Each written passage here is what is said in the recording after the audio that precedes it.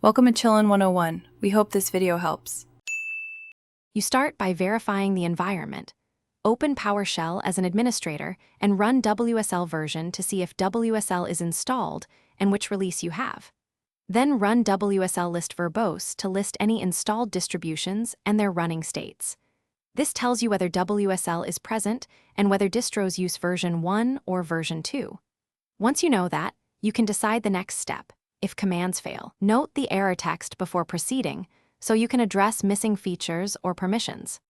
If WSL isn't installed, run WSL install d Ubuntu from an elevated PowerShell.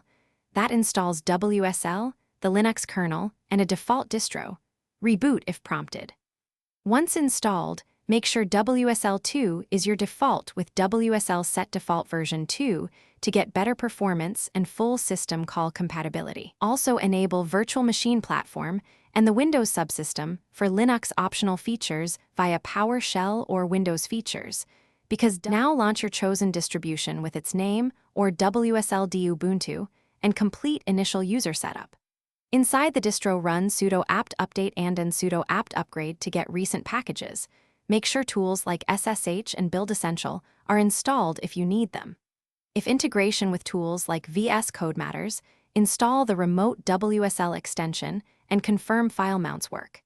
If WSL2 won't start, the key troubleshooting step is to ensure virtualization is enabled in BIOS/UEFI, and then run WSL update and WSL shutdown to restart the subsystem.